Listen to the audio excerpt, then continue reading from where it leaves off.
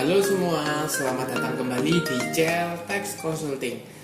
Sama seperti video-video sebelumnya ya, pada video kali ini saya membahas untuk PP nomor 4 tahun 2022. Tetapi yang membedakan ini adalah lanjutannya, yaitu pasal 15. Tentang apa? Tentang pemungutan dan penyetoran PPN terutang dengan besaran tertentu. Teman-teman mungkin sudah ketahui ya, besaran tertentu menggunakan tarifnya tertentu ya. Jadi clear di sini. Nah, bagaimana penerapannya? Apa sih yang berubah ya? Kemudian bagaimana mekanisme pelaksanaannya? Pastikan teman-teman tonton video ini sampai selesai ya, supaya dapat insight, supaya teman-teman tidak keliru atau salah memberikan atau melaksanakan peraturannya. Nah, buat teman-teman yang mungkin baru pertama kali mampir ke channel YouTube saya ucapkan selamat datang, selamat menonton. Semoga informasi yang kami sampaikan bisa bermanfaat buat kawan-kawan semua untuk membantu ya, meminimalisasikan resiko dari perubahan peraturan ya, supaya teman-teman terhindar dari masalah di kemudian hari. Oke, tanpa berpanjang lebar ya, kita langsung masuk ke pembahasannya. Untuk PP 44 tahun 2022 ya, pasal 15, pemungutan dan penyetoran PPN terutang dengan besaran tertentu. Apa sih besaran tertentu ya? Kemudian teman-teman bisa lihat di sini bedanya apa? Bedanya adalah yang pertama PKP-nya ya. PKP-nya ini adalah yang memiliki peredaran usaha dalam 1 tahun tidak melebihi jumlah tertentu ya. Sama jelas di sini, tidak melebihi jumlah tertentu. Ketentuan berapa batasannya itu masih belum ya, atau sudah ditetapkan jumlahnya ya, tidak boleh melebihi jumlah tertentu. Kedua ya, melakukan kegiatan usaha tertentu ya. Contoh di sini misalnya logistik ya, itu dia penyerahan dengan besaran tertentu, atau jasa ekspedisi itu besaran tertentu ya. Jasa pariwisata itu ya tertentu ya. Kemudian melakukan penyerahan barang kena pajak tertentu atau jasa kena pajak tertentu, ini seperti yang saya sampaikan ya sebelumnya. Untuk barangnya misalnya jasa ya, jasanya itu logistik seperti itu ya, itu menggunakan besaran tertentu. Nah, ketika PKP-nya ini menyerahkan barang kena pajak atau jasa kena pajaknya itu, maka dapat memungut dan menyetorkan PPN terutang dengan besaran tertentu ya. Berapa besaran tertentunya tergantung ya, tergantung dengan tarifnya ya, yaitu di sini adalah 10% kali 11%, jadi ketemu effectively itu 1,1% ya. Misalnya logistik itu 1,1% dari DPP ya. Di sini dijelaskan besaran tertentu, cara hitungnya adalah formula tertentu, yaitu 10% misalnya, 10% kali tarif PPN. Tarif PPN-nya kan sekarang 11%, jadi ketemu effectively itu 1,1% ya. Kemudian DPP di sini adalah harga jual penggantian atau nilai tertentu. Dalam case logistik itu nilai penggantian untuk ongkos kirimnya ya berapa. Nah, yang membedakan di sini adalah karena dia menggunakan besaran tertentu, maka tidak adil dong kalau seandainya dia bisa mengkreditkan pajak masukan. Kenapa tidak adil? Kalau seandainya umum ya, kita menggunakan tarif umum pakai 11%, maka seharusnya itu sama. Kenapa sama? Karena ketika menggunakan tarif 11%, teman-teman juga menerima faktur pajak masukan dan bisa mengkreditkan faktur pajak masukannya ya. Kalau seandainya yang PKP besaran tertentu, ini tarifnya sudah effectively lebih ringan lebih kecil daripada tarif normal kan ya, karena menggunakan formula tertentu kali tarif PPN. Jadi pasti lebih kecil. Nah, tidak fair dong kalau seandainya tarif pajaknya lebih kecil ya, menggunakan besaran tertentu, terus kemudian PPNM-nya bisa dikreditkan. Otomatis ketika pengusaha ini adalah menggunakan besaran tertentu, maka faktur pajak masukan yang berhubungan dengan penyerahan BKP dan JKP yang dilakukan oleh PKP menggunakan besaran tertentu. Ingat ya, oleh PKP ya, oleh PKP menggunakan besaran tertentu. Berarti sekali lagi ya, pajak masukan yang berhubungan dengan penyerahan BKP dan JKP yang dilakukan oleh, berarti PPN-nya oleh PKP besaran tertentu ya, itu tidak dapat dikreditkan. Bagaimana buat kawan-kawan pajak semua yang menerima faktur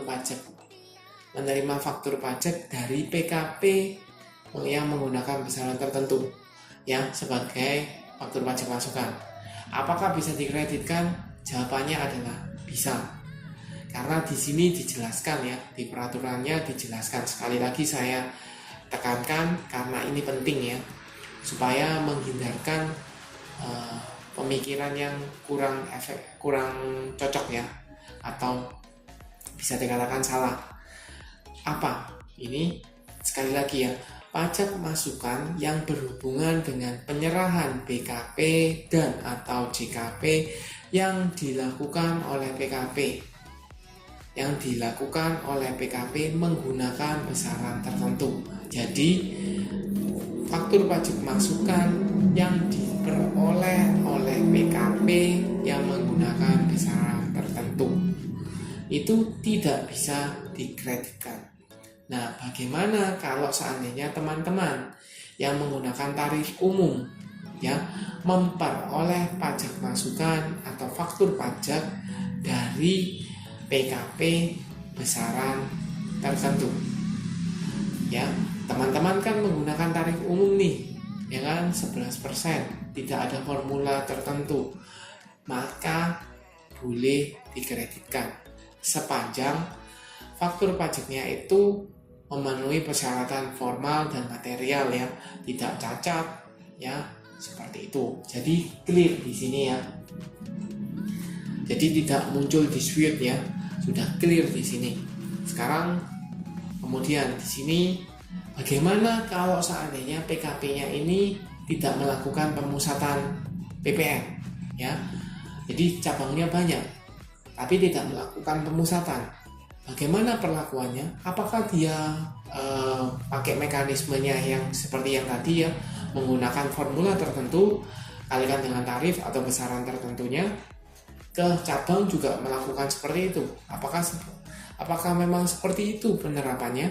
Ternyata di peraturan PP 44 tahun 2022 dijelaskan bahwa PKP yang menggunakan besaran tertentu ya, yang memiliki cabang tetapi tidak dilakukan pemusatan PPN, maka penyerahan dari pusat ke cabang BKP ya, BKP-nya di sini antara pusat ke cabang BKP ya, bukan JKP, karena JKP kan berarti jasa.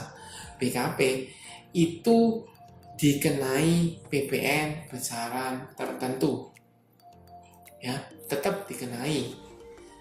Kemudian ke cabang yang lain bagaimana? Juga sama, dikenai PPN dengan besaran tertentu. Tetapi perlu diingat, DPP-nya atau dasar pengenaan pajak adalah nilai tertentu. Nilai tertentunya berapa? Yaitu Rp0 ya. Apakah sama berarti dia tidak perlu membuat faktur pajak? Salah. Kalau teman-teman berpikiran seperti itu, kan DPP-nya 0, betul. Memang DPP-nya 0 berarti otomatis PPA-nya 0, karena 1,1 misalnya logistik ya, 1,1 kali 0 ya tetap jawabannya 0, tidak ada terutang PPN, betul. Tetapi faktur pajaknya di sini adalah kewajiban untuk menjelaskan ya atau memberikan gambaran di sini, karena dengan adanya faktur pajak, pemerintah itu atau Ditjen Pajak itu bisa mengetahui alur barangnya dari PKP pusat ke cabang, ya kan, dialirkan ke cabang dengan DPP nilai 0, ya, otomatis PPN-nya 0, ya, berarti kan otomatis tidak ada penyerahan, bukan tidak ada nilai tambah, tidak ada perbedaan ya, karena PPN-nya 0. Kemudian dari cabang diserahkan ke pembeli baru terutang. Jadi kan tidak ada PPN double, ya, mekanismenya tetap adil, ya, karena PPNM-nya tidak bisa diakui, berarti otomatis kan PPNK-nya harus adil dong. Nah, kalau adil, mekanismenya bagaimana? Yaitu DPP-nya 0, supaya PPN terutang antara pusat ke cabang itu juga 0, tidak terutang atau tidak perlu membayar di sana, ya. Tapi sekali lagi saya ingatkan, bukan berarti tidak membuat faktur pajak. Harus membuat faktur pajak. Kenapa? Karena jelas-jelas di sini adalah tidak dipusatkan. Jadi antara pusat PKP-nya ke cabang, ya, dia menyerahkan ke cabang, itu merupakan penyerahan barang. Penyerahan barang karena ada arus barang, ada penyerahan di sana, maka dia harus buatkan faktur pajak walaupun PPN-nya atau PPN terutang itu tidak ada. Ya, penggunaan DPP berupa nilai tertentu sebesar 0 juga diterapkan atas pemakaian sendiri dan atau pemberian cuma-cuma BKP atau JKP bagi PKP yang memungut PPN atas penyerahan BKP dan JKP dengan besaran tertentu. Jadi kalau teman-teman misalnya PKP dengan besaran tertentu, ya, kategorinya di sana, maka ketika teman-teman melakukan pemberian cuma-cuma, pemakaian sendiri, itu DPP-nya menggunakan 0, ya. Jadi tidak terutang, langsung tinggal pakai, karena keadilan ya, PPNM-nya tidak ada kan. Kalau dipakai sendiri kan, kalau tarif normal PPNM harusnya sama dengan PPNK, karena PPNK-nya menggunakan HPP kan. Jadi in out 0. Kalau di sini karena PPNM-nya tidak bisa dikreditkan, harusnya biar adil PPNK-nya juga 0. Seperti itu. Tetapi tetap dibuat ya faktur pajaknya, karena di sini dijelaskan adalah DPP dengan nilai tertentu atau berupa nilai tertentu, tetapi tidak dijelaskan di sini bahwa tidak perlu membuat faktur, ya, bedanya di sana. Jadi cukup clear ya. Mungkin teman-teman agak bingung bagaimana penerapannya, agak sedikit confused, ya, bisa replay atau mengulang video ini ya, bisa mengulang, teman-teman lebih cerna. Mungkin karena beda ya pemahamannya, mungkin bisa di replay, teman-teman lebih dipelajari seperti itu. Oke, sekian untuk video kali ini. Semoga membantu memberikan insight buat teman-teman semua kawan pajak ya. Semoga melalui video-video yang kami berikan bisa bermanfaat buat teman-teman sehingga bisa meminimalisasi resikonya. Sekali lagi, saya tidak mengambil keuntungan apapun ya, tetapi memberikan insight supaya teman-teman ini tidak salah atau bisa meminimalisasi resikonya. Seperti itu.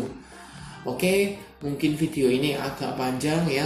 Pastikan teman-teman tonton video ini sampai selesai. Oke, sekian untuk video kali ini. Terima kasih sudah menonton sampai akhir. Jangan lupa like, share, dan subscribe channel YouTube saya, dan nantikan video-video edukasi perpajakan atau pemaparan informasi perpajakan lainnya.